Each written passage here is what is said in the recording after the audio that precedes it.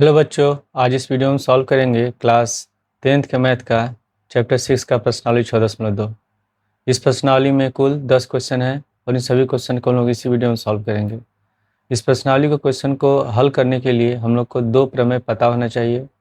पहला प्रमेय 6.1 जिसको हम थेल्स प्रमेय भी कहते हैं या आधारभूत समानुपातिक प्रमेय भी कहते हैं, और दूसरा होता है थेल्स प्रमेय का विलोम।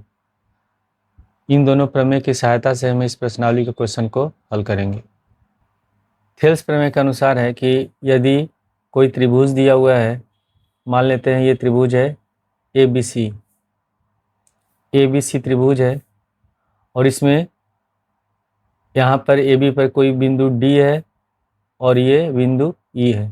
तो जब हम इस बिंदु D से इस BC के समांतर अगर कोई रेखा खींचते हैं, यानी कि अगर D समांतर BC है तो ये दोनों भुजाएं समान अनुपात में विभाजित हो जाती है, यानी कि AD/DB बराबर होगा AE/EC। यानी कंडीशन क्या है कि त्रिभुज ABC में D समांतर BC है।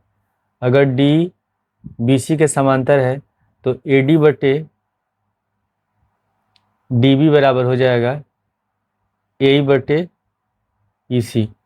ठीक है, अगर मान लेते हैं ऐसे होता है, अगर इसके समांतर होता है यहाँ ABC, यहाँ D होता, यहाँ E होता। अगर D समांतर होता है AC के तो उसी तरह थेल्स प्रमेय के अनुसार हो जाता, तब BD/DA बराबर B/EC। तो हम अगर इसमें क्या कंडीशन लिखते हैं, इसमें लिखते हैं कि D समांतर है AC के, तो थेल्स प्रमेय से BD/DA बराबर हो जाएगा B/EC। ठीक है, ये हो गया थेल्स प्रमेय। अब इसका विलोम है, विलोम ठीक उल्टा होता है। विलोम में क्या दिया रहता है कि अगर कोई रेखा इन दोनों भुजाओं को समान अनुपात में विभाजित करती है तो ये रेखा इस भुजा के समांतर होगी। यानी कि इसमें क्या कंडीशन है कि यदि मैं विलोम बता रहा हूँ AD/DB बराबर दिया हो AE/EC, तो इसका मतलब D समांतर होगा BC के। और थेल्स प्रमेय में क्या था कि अगर D समांतर है BC के तब AD/DB बराबर हो जाएगा AE/EC।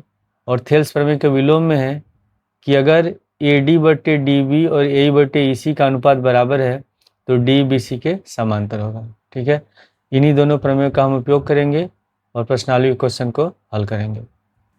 प्रश्नावली 6.2 के पहले क्वेश्चन में लिखा है कि आकृति 6.17 पहले और दूसरे में D समांतर BC है, पहले में EC और दूसरे में AD ज्ञात कीजिए। तो ये पहले का चित्र दिया हुआ है, ठीक है, और ये दूसरे का चित्र है। अब इसमें क्वेश्चन में दिया हुआ है कि D समांतर है BC के, तो थेल्स प्रमेय के अनुसार हम जानते हैं कि अगर ये रेखा इसके समांतर है तो AD/DB बराबर हो जाएगा AE/EC। तो यहाँ लिख लेंगे त्रिभुज ABC में D समांतर है BC के, तो थेल्स प्रमेय से हम लिख सकते हैं AD/DB बराबर AE/EC।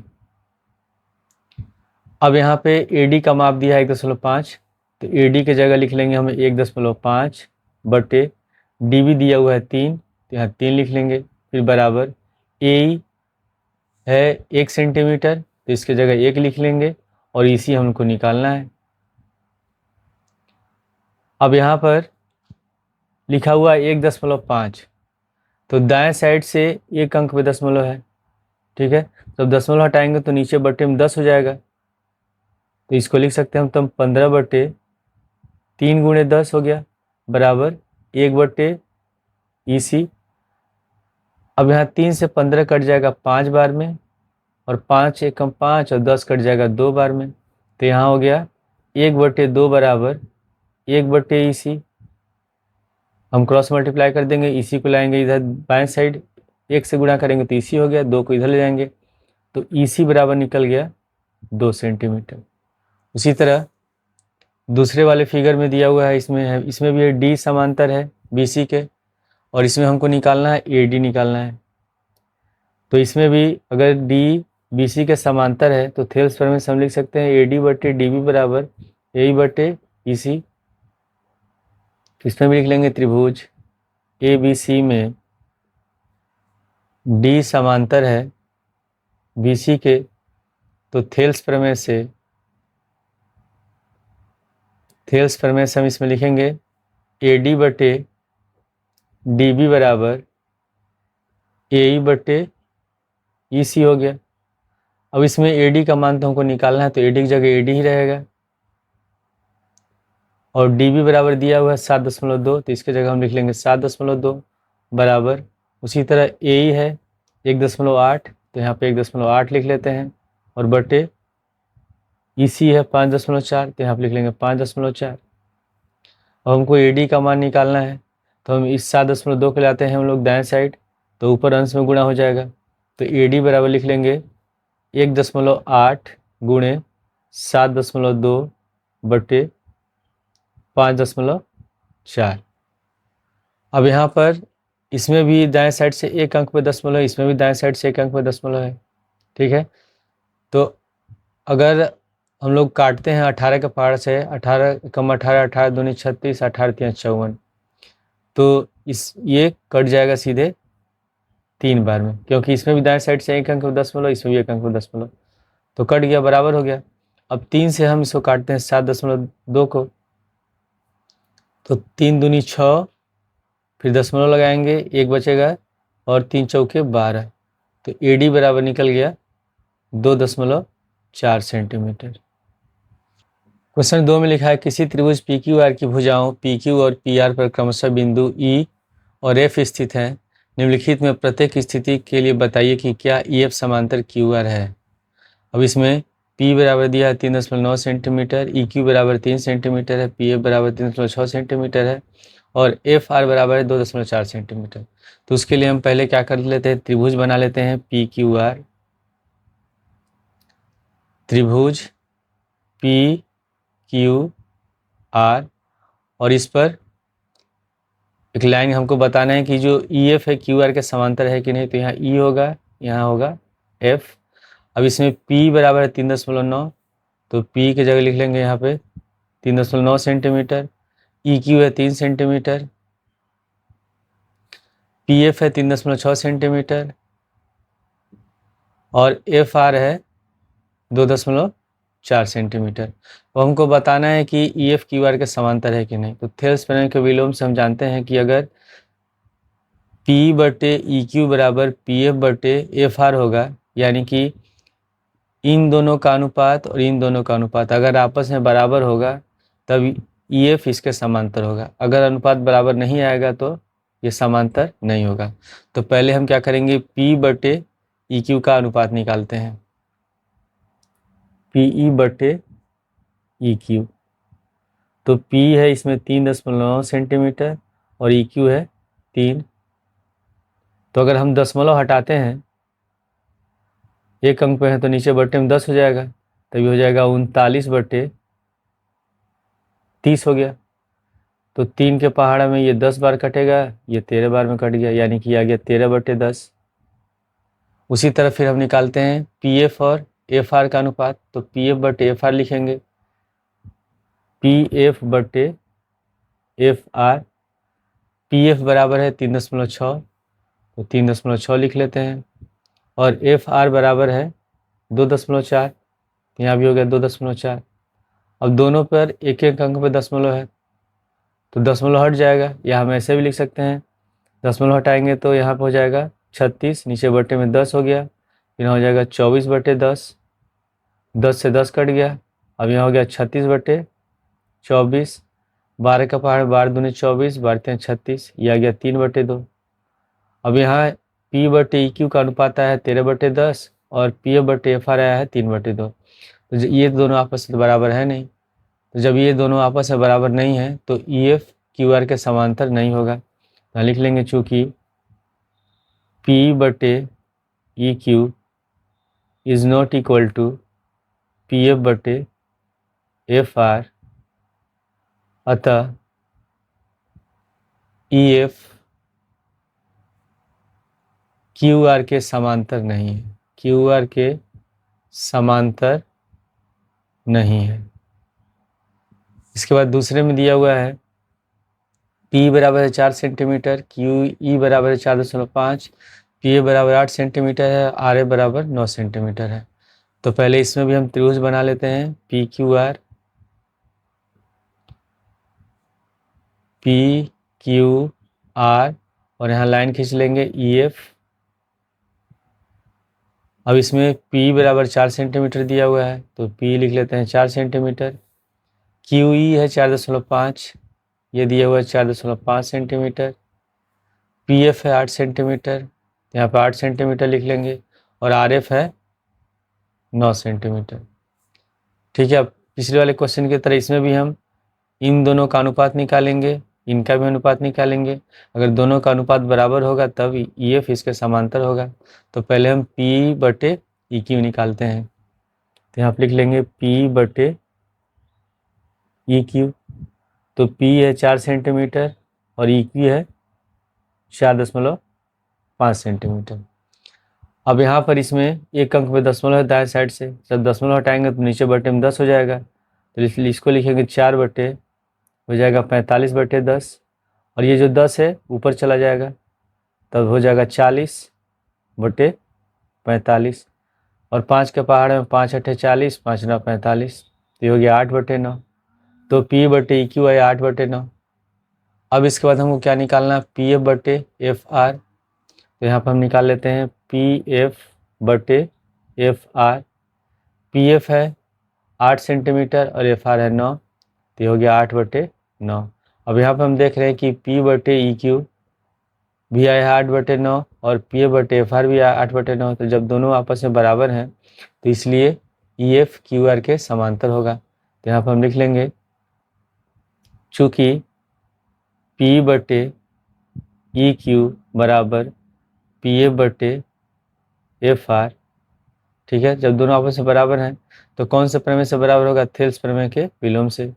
तो हम इसलिए लिख लेंगे ई एफ समांतर है किसके, क्यू आर के, और यहाँ रीजन में लिखेंगे थेल्स प्रमेय के विलोम से, थेल्स प्रमेय के विलोम से हो गया। ठीक है, उसी तरह तीसरे क्वेश्चन में दिया हुआ है पी क्यू बराबर 1.28 सेंटीमीटर, पी आर बराबर है 2.56 सेंटीमीटर, पी बराबर है 0.18 सेंटीमीटर और पी एफ बराबर है 0.36 सेंटीमीटर। तो इसमें भी हम पहले बना लेते हैं त्रिभुज।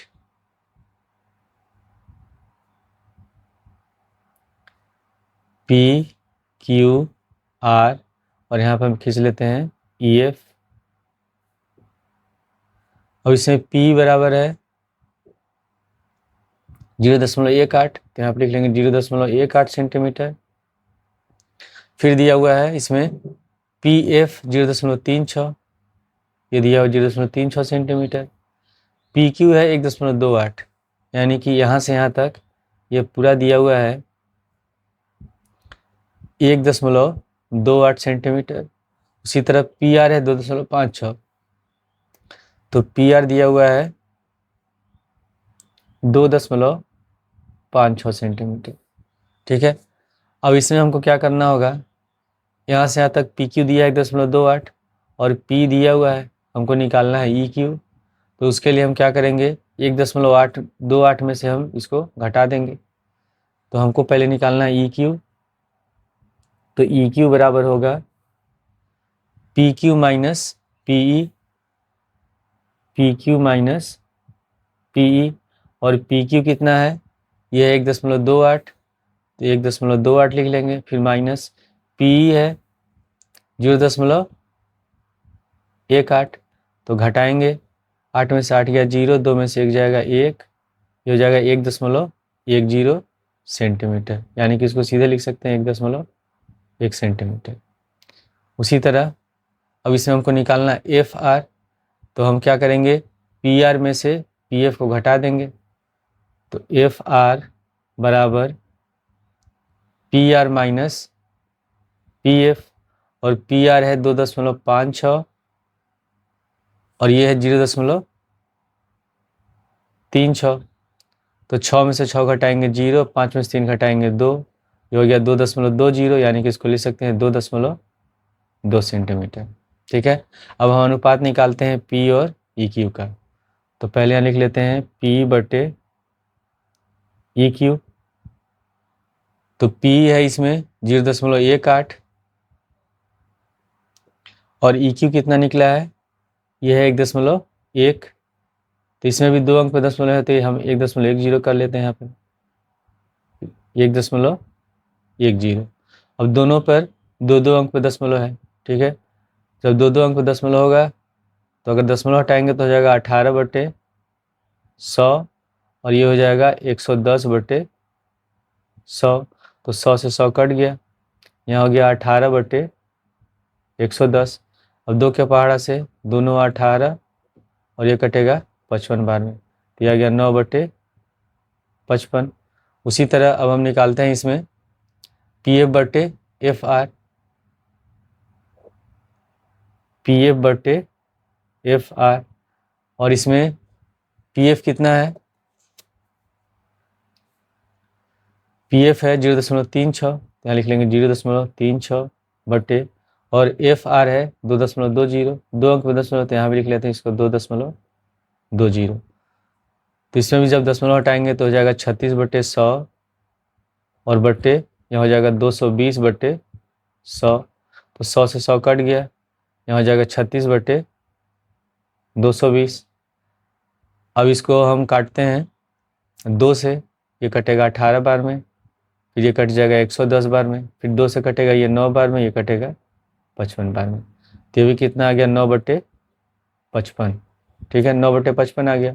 अब यहाँ पर P बटे ई क्यू बराबर भी निकला है 9/55 और P बटे एफ आर भी निकला है 9/55, तो दोनों का अनुपात बराबर है, इसलिए ई एफ समांतर होगा क्यू आर के। तो यहाँ लिख लेंगे चूँकि P बटे ई क्यू बराबर है पी एफ बटे एफ आर, इसलिए हम लिखेंगे ई एफ समांतर है क्यू आर के। ओरिजिन में क्या लिखेंगे, थेल्स प्रमेय के विलोम से, थेल्स प्रमेय के विलोम से, और यही इसका आंसर है। क्वेश्चन 3 में लिखा हुआ आकृति 6.18 में यदि एल एम समांतर सी बी और एल एन समांतर सी डी हो तो सिद्ध कीजिए कि एम बटे ए बी बराबर एन बटे ए डी। तो इसमें 2 त्रिभुज हैं, एक है ए बी सी, दूसरा है ए डी सी। तो त्रिभुज ए बी सी में दिया हुआ है एल एम समांतर है सी बी के। अगर ये त्रिभुज अलग हम कर लेते हैं इसमें, तो ये इसके समांतर है, तो थेल्स प्रमेय से तब क्या हो जाएगा, एम बटे एम बी बराबर लिखेंगे एल बटे एल सी। ठीक है, उसी तरह अब इस वाले त्रिभुज में ए डी सी में, इसमें दिया हुआ है कि एल एन समांतर है सी डी के, तो प्रमेय के अनुसार तब यह भी होगा एन बटे एन डी बराबर एल बटे एल सी। तो इसमें पहले हम लोग दोनों त्रिभुजों में अलग अलग हल करेंगे और हम थेल्स प्रमेय लगाएंगे, लेकिन हमको इसमें क्या लाना है, ए बी और ए डी लाना है। तो पहले हम लिख लेते हैं इसमें, जब भी सॉल्व करते हैं तो पहले जो गिवन रहता है उसको लिख लेते हैं। तो इसमें लिख लेंगे दिया है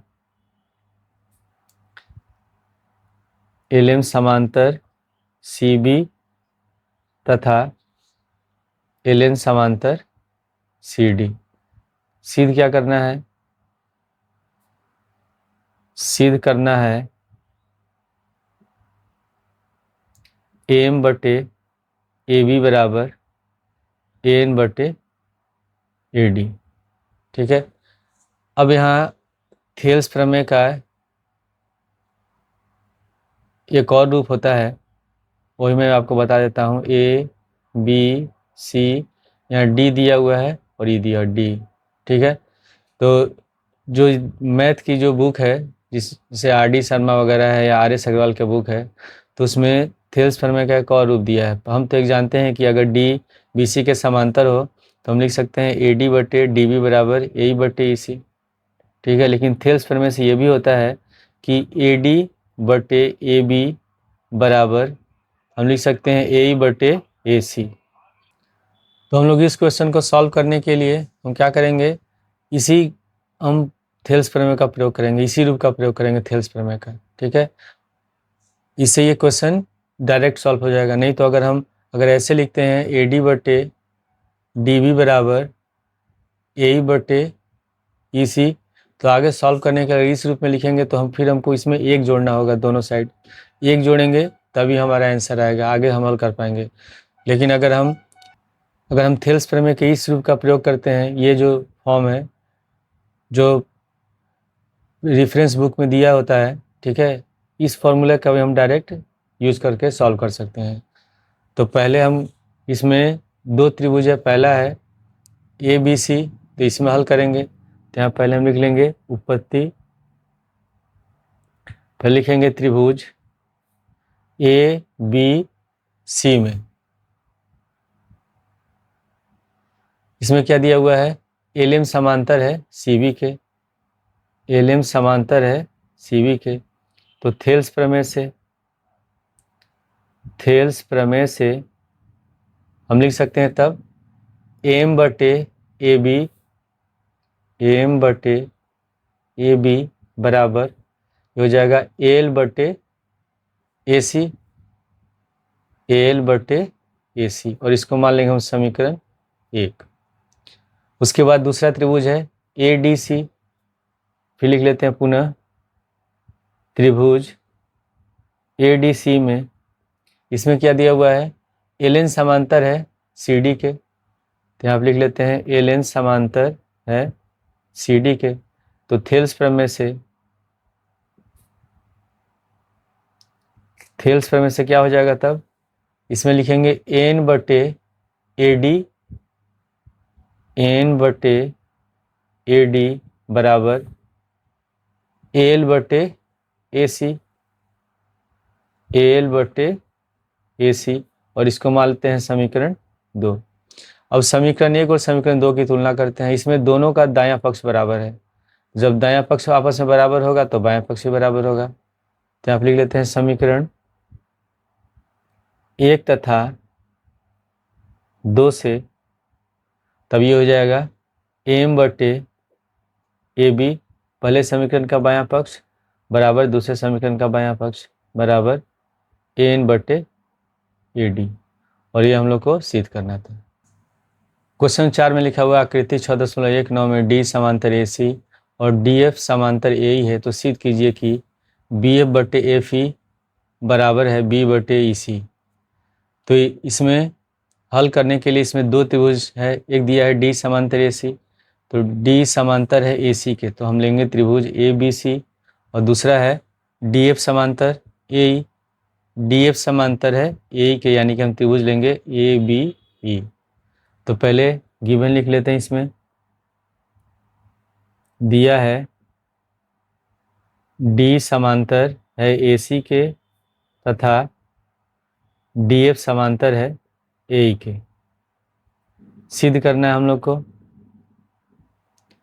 सिद्ध करना है कि बी एफ बटे एफ ई बराबर बी बटे ई सी, ठीक है। अब सबसे पहले अगर हम यहाँ ले लेते हैं, एक चित्र बना लेते हैं अलग, त्रिभुज A B C, A B C, और त्रिभुज ए बी सी में क्या दिया हुआ है, डी समांतर है ए सी के, ऐसे बना लेते हैं हम लोग डी ई। तो अगर डी ए सी के समांतर है तो थेल्स प्रमेय से क्या होगा, तब हम इसको लिख सकते हैं बी डी बटे डी ए बराबर बी बटे ई सी। तो पहले यहाँ उत्पत्ति में लिखेंगे हम लोग त्रिभुज ए बी सी में डी समांतर है ए सी के, यहाँ फिगर में डी समांतर है ए सी के, डी समांतर ए सी के। तो थेल्स प्रमेय से तब हम लिखेंगे इसमें बी डी बटे डी ए बराबर बी बटे ई सी। इसके अनुसार, चित्र के अनुसार बी डी बटे डी ए बराबर हो जाएगा बी बटे ई सी। तो आप लिख लेते हैं बी डी बटे डी ए बराबर बी बटे ई सी, और इसको मान लेंगे समीकरण 1। पुनः अब दूसरा त्रिभुज कौन सा है, अब इसमें क्या दिया हुआ, डी एफ समांतर ए ई के है, तो यहाँ डी एफ समांतर ए ई, अब ये दिख रहा है, तो कौन सा त्रिभुज हो जाएगा, ए बी ई। तो इस तरह का चित्र दिया हुआ है,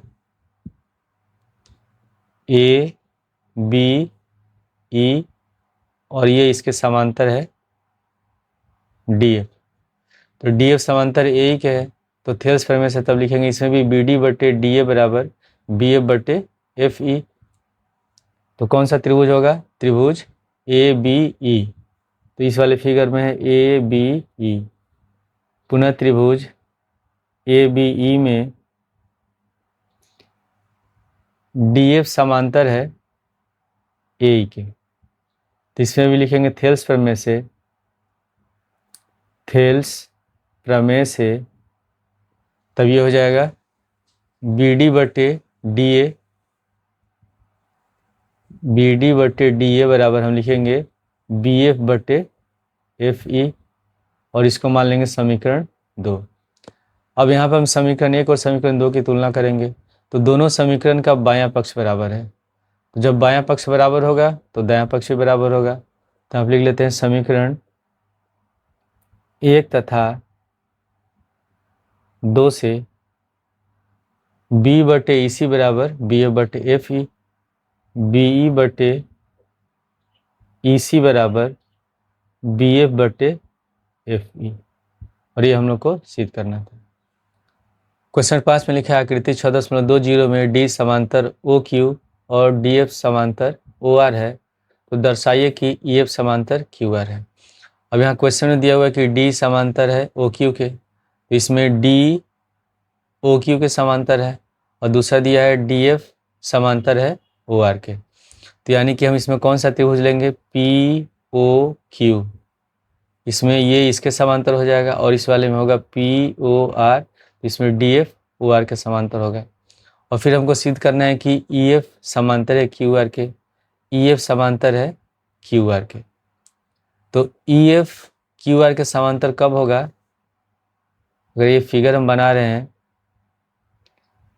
ई है यहाँ एफ है, पी क्यू आर है, तो ई एफ क्यू आर के समांतर कब होगा, जब पी बटे ई क्यू बराबर होगा पी एफ बटे एफ आर, थेल्स प्रमेय के विलोम से। तो हमको इसमें सिद्ध करना होगा पी बटे ई क्यू बराबर पी एफ बटे एफ आर। ठीक है, तो पहले हम इसमें गिवन लिख लेते हैं, दिया है डी समांतर है ओ क्यू के और डी एफ समांतर है ओ आर के। सिद्ध करना है ई एफ समांतर है क्यू आर के। ठीक है, अब यहाँ उत्पत्ति में लिखेंगे, सबसे पहले हम कौन सा त्रिभुज लेंगे, यहाँ इसमें दिया है कि डी ई समांतर है ओ क्यू, यानी कि त्रिभुज होगा पी ओ क्यू। तो त्रिभुज पी ओ क्यू में डी समांतर है ओ क्यू के, तो थेल्स प्रमेय से तब हम क्या लिखेंगे इसमें, P बटे ई क्यू बराबर ये हो जाएगा पी डी बटे डी ओ, P बटे ई क्यू बराबर लिखेंगे हम इसमें पी डी बटे डी ओ, पी डी बटे डी ओ, इसको मान लेंगे समीकरण 1। पुनः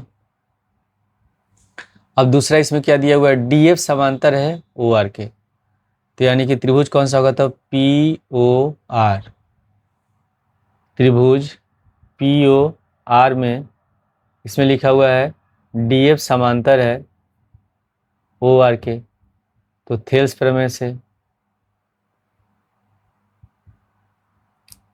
तब क्या हो जाएगा, ये भुजा इसके समांतर है, तो लिख सकते हैं पी एफ बटे F R equal to P D बटे डी ओ। तो यहाँ आप लिखेंगे पी एफ बटे एफ आर बराबर पी डी बटे डी ओ, और इसको मान लेंगे हम समीकरण 2।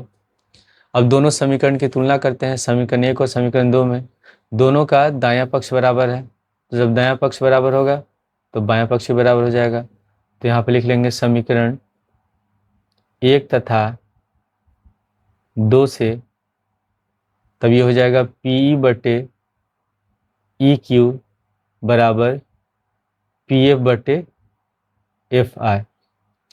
अब यहाँ मैंने बताया था क्या हम लोग को सिद्ध करना है, हमको सिद्ध करना है कि ई एफ समांतर है क्यू आर के। तो ई एफ क्यू आर के समांतर कब होगा, जब पी बटे ई क्यू बराबर होगा पी एफ बटे एफ आर।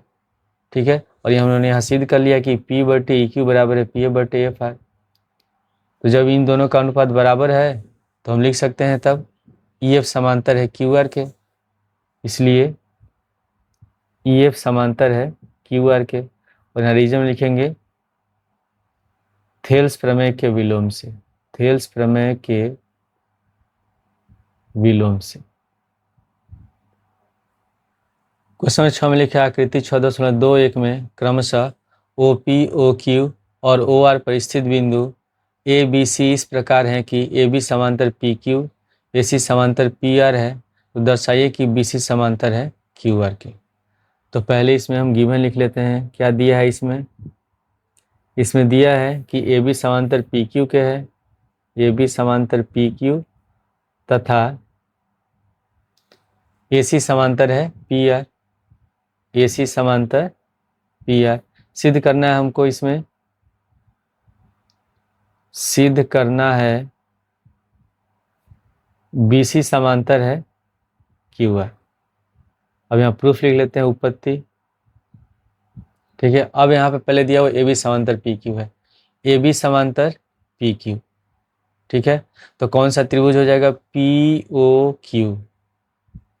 तो पी ओ क्यू में जब ए बी पी क्यू के समांतर है तो हम लिख सकते हैं तब ओ ए बटे ए पी बराबर ओ बी बटे बी क्यू। ठीक है, उसी तरह फिर क्या इसमें लिखा है ए सी समांतर पी आर, ए सी समांतर पी आर दिया हुआ है, यानी ये कौन सा त्रिभुज होगा, पी ओ आर होगा। तो इसमें जब ए सी पी आर के समांतर है तो इसको भी लिखेंगे ओ ए बटे ए पी बराबर ओ सी बटे सी आर हो जाएगा। ठीक है, अब हमको सिद्ध करना है बी सी समांतर है क्यू आर के, बी सी क्यू आर के समांतर है।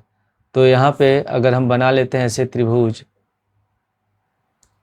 ओ क्यू आर और यहाँ है बी सी, तो अगर हम बी सी क्यू आर के समांतर सिद्ध करना चाहते हैं तो इसके लिए हमको सिद्ध करना होगा ओ बी बटे बी क्यू बराबर ओ सी बटे सी आर, ओ बी बटे बी क्यू बराबर सिद्ध करना होगा ओ सी बटे सी आर। जब इनका अनुपात बराबर होगा तभी बी सी क्यू आर के समांतर होगा। ठीक है, तो पहले हम इसमें हल करते हैं त्रिभुज पी ओ क्यू में, और इसमें ए बी समांतर है पी क्यू के। तो पहले लिख लेते हैं त्रिभुज पी ओ क्यू में ए बी समांतर है पी क्यू के। तो थेल्स प्रमेय से तब हम लिख सकते हैं इसमें ओ ए बटे ए पी बराबर ओ बी बटे बी क्यू, ओ ए बटे ए पी बराबर ओ बी बटे बी क्यू, और इसको मान लेंगे समीकरण 1। पुनः अब दूसरा इसमें दिया हुआ है कि ए सी समांतर है पी आर के। तो कौन सा त्रिभुज होगा, P O R.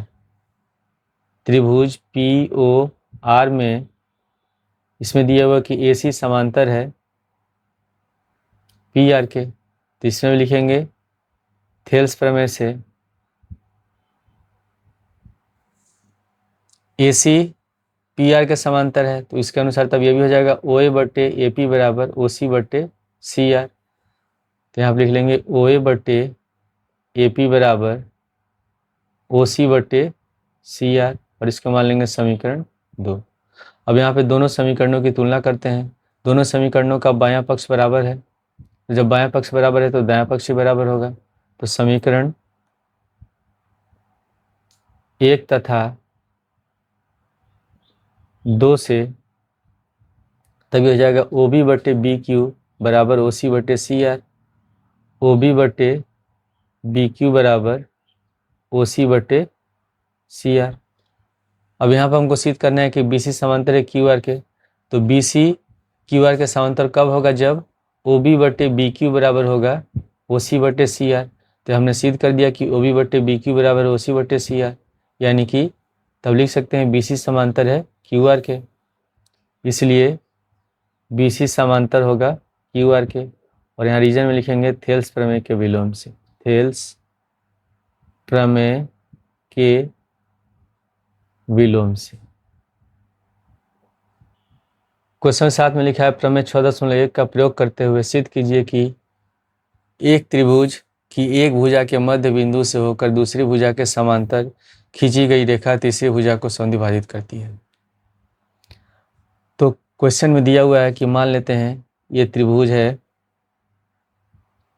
A B C त्रिभुज दिया हुआ है और इसमें ए बी का दिया हुआ है कि किसी एक भुजा के मध्य बिंदु से, मान लेते हैं ए बी का मध्य बिंदु डी है और इस बिंदु डी से बी सी के समांतर जब रेखा खींचते हैं डी, तो हमको सिद्ध करना है कि ये रेखा इस ए सी भुजा को ही समद्विभाजित करेगी, यानी कि हमको सिद्ध करना है ए ई बराबर ई सी। तो पहले इसमें हम लिख लेंगे, दिया है त्रिभुज ए बी सी में डी भुजा ए बी का मध्य बिंदु है तथा लिखा है कि डी समांतर है बी सी के। डी समांतर है बी सी। क्या सिद्ध करना है हम लोग को? सिद्ध करना है कि तीसरी भुजा को समद्विभाजित करती है रेखा, यानी कि ए ई बराबर ई सी सिद्ध करना है। सिद्ध करना है इसमें ए ई बराबर ई सी। ठीक है, अब यहाँ पे लिख लेते हैं हम लोग उत्पत्ति। अब इसमें दिया हुआ है कि डी ए बी का मध्य बिंदु है, यानी कि तब ए डी बराबर डी बी होगा। तो पहले लिख लेते हैं इसमें डी भुजा ए बी का मध्य बिंदु है, इसलिए ए डी बराबर होगा डी बी। ठीक है, इसको मान लेते हैं समीकरण 1। पुनः त्रिभुज ए बी सी में इसमें लिखा हुआ है डी समांतर है बी सी के। डी समांतर है बी सी के। इसमें लिखा है प्रमेय 6.1 का प्रयोग करिए, यानी कि हमको थेल्स प्रमेय का प्रयोग करना है। तो थेल्स प्रमेय के अनुसार अगर डी बी सी के समांतर है तो ए डी बटे डी बी बराबर होगा ए बटे ई सी। तो यहाँ पे लिख लेंगे प्रमेय 6.1 से ए डी बटे डी बी बराबर ए बटे ई सी। ठीक है, या हम यहाँ थेल्स प्रमेय भी लिख सकते थे। अब यहाँ पे ए डी बराबर है डी बी, तो हम यहाँ ए डी की जगह डी बी लिख सकते हैं। ठीक है, तो अगले स्टेप में यहाँ लिख लेंगे हम लोग ए डी की जगह डी बी लिखेंगे, तो डी बी बटे डी बी बराबर हो जाएगा ए बटे ई सी। और यहाँ रीजन लिख लेंगे समीकरण 1 से। तो डी बी से डी बी कट गया एक बार में, तो यहाँ हो गया 1 बराबर ए बटे ई सी। ई सी को लाते हैं हम लोग बाएं साइड, तो 1 से गुणा करेंगे तो इतना ही हो जाएगा, तो हो जाएगा ई सी बराबर ए। ठीक है, ई सी बराबर ए, या इसको लिख सकते हैं ए बराबर ई सी। और ये हम लोग को सिद्ध करना था कि ए बराबर किसके है? ए सी के। क्वेश्चन नंबर 8 में लिखा है कि प्रमेय 6.2 का प्रयोग करते हुए सिद्ध कीजिए कि एक त्रिभुज की किन्हीं दो भुजाओं के मध्य बिंदुओं को मिलाने वाली रेखा तीसरी भुजा के समांतर होती है। प्रमेय 6.2 यानी कि थेल्स प्रमेय का विलोम का प्रयोग करना है। तो पहले हम बना लेते हैं इसमें डायग्राम, फिगर बना ले रहे हैं। मान लेते हैं ये त्रिभुज ए बी सी है और इसमें लिखा हुआ है कि एक त्रिभुज की किन्हीं दो भुजाओं के मध्य बिंदुओं को मिलाने वाली रेखा तीसरी भुजा के समांतर होती है, हमको सिद्ध करना है। तो मान लेते हैं ए बी का मध्य बिंदु डी है और ए सी का मध्य बिंदु ई है। तो हमको सिद्ध करना है कि इन दोनों मध्य बिंदुओं को मिलाने वाली रेखा तीसरी भुजा के समांतर होगी, यानी कि हमको सिद्ध करना है डी समांतर है BC के। तो ये कब होगा समांतर सिद्ध? जब AD बटे DB बराबर होगा AE बटे EC। तो पहले इसमें हम लिख लेते हैं, दिया है त्रिभुज ABC में D तथा E भुजा AB तथा AC के मध्य बिंदु है। क्या सिद्ध करना है इसमें? हम लोग को सिद्ध करना है D समांतर है BC के। अब यहाँ पे लिख लेंगे उपपत्ति। अब यहाँ पे दिया हुआ है कि D इसका मध्य बिंदु है AB का, तो AD बराबर हो जाएगा DB।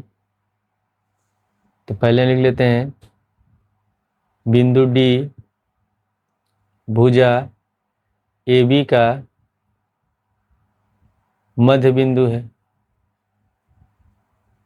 तो इसलिए AD बराबर होगा DB। अब अगर हम इस DB को लाते हैं बाएं साइड तो नीचे बटे में आ जाएगा, तो AD बटे DB हो जाएगा, और यहाँ कितना बच जाएगा? 1 बच जाएगा। ठीक है, इसको मान लेंगे हम समीकरण 1, क्योंकि अगर DB को ले जाए हम दाएं साइड गुणा करेंगे 1 से तो DB ही होगा। उसी तरह E AC का मध्य बिंदु है, पुनः E भुजा AC का मध्य बिंदु है।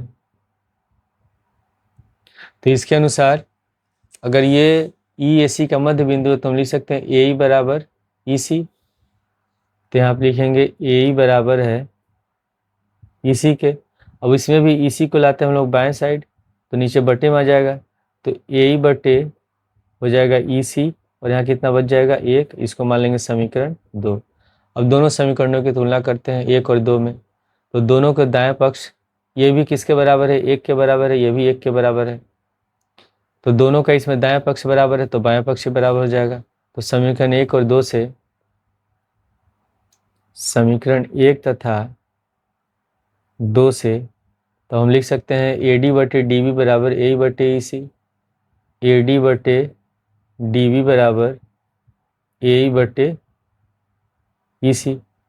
ठीक है, तो ये DBC के कब समांतर होगा? जब AD बटे DB बराबर होगा AE बटे EC, यानी कि जब ये दोनों का अनुपात बराबर होगा तो ये इसके समांतर हो जाएगा। कौन से प्रमेय से? प्रमेय 6.2, या हम इसको लिख सकते हैं थेल्स प्रमेय के विलोम से। तो ये भुजा का अनुपात आपस में बराबर हो गया, इसलिए हम लिख लेंगे D समांतर है BC के, और रीजन लिख लेंगे प्रमेय 6.2 से। क्वेश्चन नंबर 9 में लिखा है ABCD एक समलंब है जिसमें AB समांतर DC है तथा इसके विकर्ण परस्पर बिंदुओं पर प्रतिच्छेद करते हैं। दर्शाइए कि AO बटे BO बराबर CO बटे DO।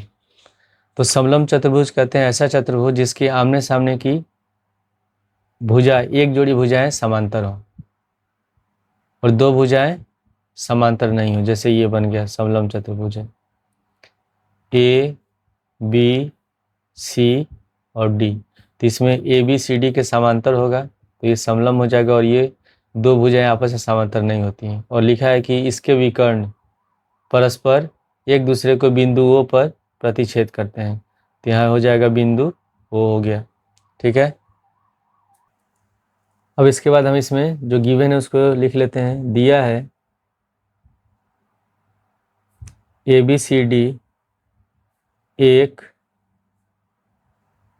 समलंब है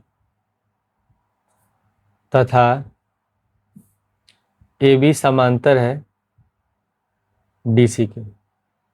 ठीक है, क्या सिद्ध करना है इसमें? हमको सिद्ध करना है कि AO बटे BO बराबर CO बटे डी ओ, ये हम लोग को सिद्ध करना है। तो इसको सिद्ध करने के लिए हम रचना करेंगे और इसमें हम एक रेखा खींचेंगे समांतर, ओई समांतर खींचेंगे डीसी के। तो अगर हम ओई डीसी के समांतर खींचते हैं तो ये ए बी के भी समांतर होगा, क्योंकि ए बी और डीसी दोनों आपस में समांतर हैं, तो ये भी दोनों इसके समांतर हो जाएगा। तो रचना में हम लिख लेते हैं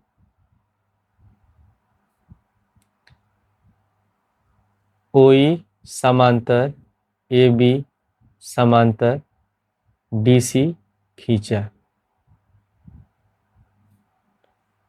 अब यहाँ उपपत्ति लिखेंगे। अब इसमें यहाँ पे त्रिभुज बन रहा है ए डी सी, तो त्रिभुज ए डी सी में ईओ समांतर है डीसी के, तो थेल्स प्रमेय से हम लिखेंगे तब ए बटे ई डी बराबर एओ बटे ओ सी हो जाएगा। तो यहाँ पे लिखते हैं त्रिभुज ए डी सी में ईओ समांतर है डीसी के, तो थेल्स प्रमेय से, तो थेल्स प्रमेय से होगा ए बटे ई डी बराबर एओ बटे ओ सी। तो यहाँ पे लिख लेते हैं हम लोग ए बटे ई डी बराबर एओ बटे ओ सी, और इसको मान लेंगे समीकरण 1। पुनः अब दूसरा कौन सा त्रिभुज लेंगे, अब हमको इसमें ओ बी और ओ डी का भी अनुपात निकालना है, तो हम इसके लिए ये वाला त्रिभुज लेंगे। कौन सा त्रिभुज हो जाएगा, ए डी बी या ए बी डी लेंगे। तो त्रिभुज ए बी डी में ईओ समांतर है ए बी के, तो इसमें भी थेल्स प्रमेय से हो जाएगा तब ए बटे ई डी बराबर ओ बी बटे ओ डी। तो आप लिखेंगे त्रिभुज ए बी डी में ईओ समांतर है ए बी के, तो थेल्स प्रमेय से लिखेंगे ए बटे ई डी बराबर बी ओ बटे ओ डी। ए बटे ई डी बराबर ये हो जाएगा बी ओ बटे डी ओ, ठीक है। और इसको मान लेते हैं समीकरण 2। अब दोनों समीकरण की तुलना करेंगे, दोनों का बायां पक्ष बराबर है।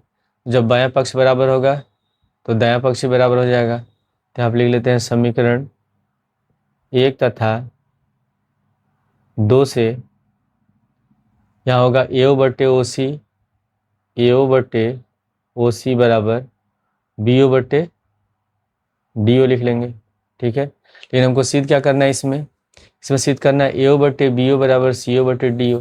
हमको सिद्ध करना है एओ बटे बी ओ बराबर सी ओ बटे डी ओ। तो इसके लिए हम क्या करेंगे, इस बी ओ को लाएंगे यहाँ ओ सी की जगह और ओ सी को ले जाएंगे हम बी ओ की जगह, तब ये हो जाएगा एओ बटे बी ओ बराबर ओ सी को इधर ले जाएंगे तो ओ सी को हम सी ओ भी लिख सकते हैं और बटे डी ओ, और ये हम लोग को सिद्ध करना था। क्वेश्चन 10 में लिखा है एक चतुर्भुज एबीसीडी के विकर्ण परस्पर बिंदुओं पर इस प्रकार प्रतिच्छेद करते हैं कि एओ बटे बी ओ बराबर है सी ओ बटे डी ओ, तो दर्शाइए कि एबीसीडी एक समलंब है। तो हमको दिखाना है कि ये जो चतुर्भुज है एबीसीडी एक समलंब चतुर्भुज है। ए बी सी डी और इसके विकर्ण एक दूसरे को बिंदु ओ पर प्रतिच्छेद कर रहे हैं। तो समलंब चतुर्भुज कब होगा, जब ए बी समांतर होगा डीसी के। हमको सिद्ध करना होगा कि ए बी डीसी के समांतर है। तो इसमें भी हम रचना कर लेंगे। तो पहले गिवन लिख लेते हैं। इसमें दिया है कि ए बी सी डी एक चतुर्भुज है तथा और क्या दिया है, एओ बटे बी ओ बराबर सी ओ बटे डी ओ। हमको सिद्ध क्या करना है, सिद्ध करना है ए बी सी डी समलंब है।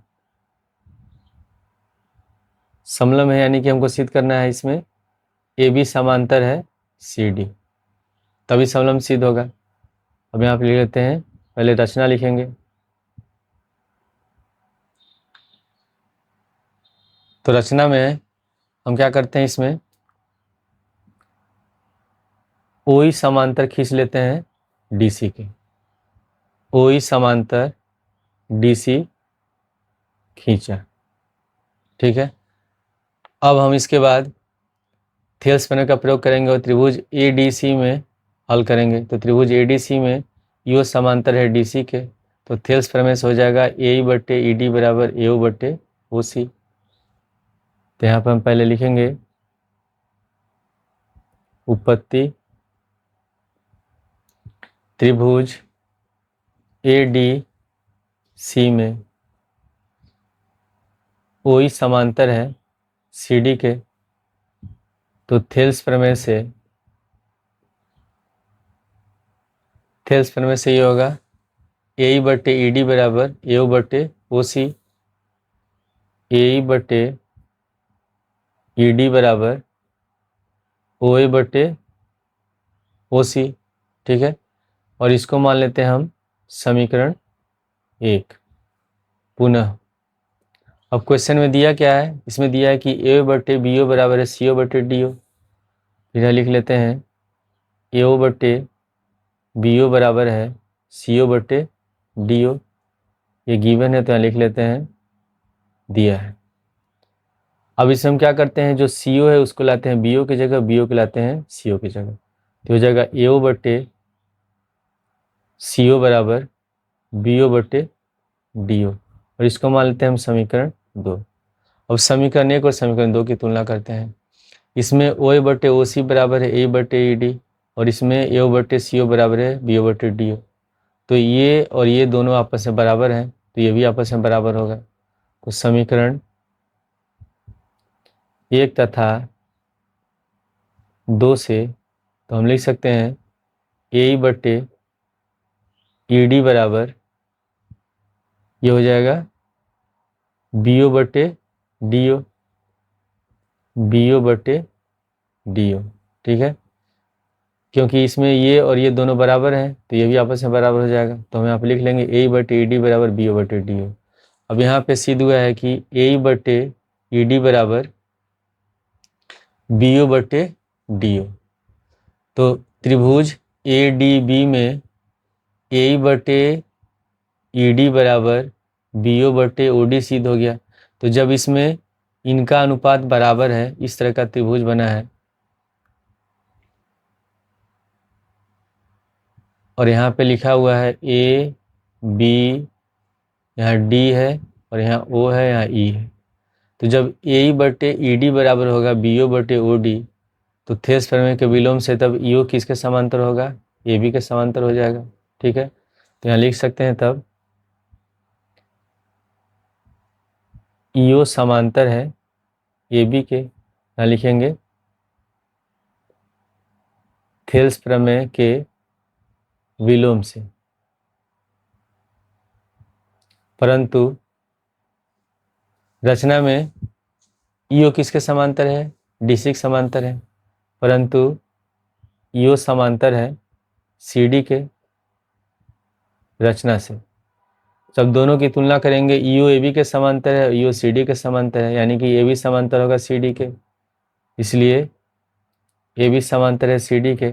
तो किसी भी चतुर्भुज में अगर आमने सामने की एक जोड़ी भुजाएं समांतर हो तो चतुर्भुज समलंब होता है।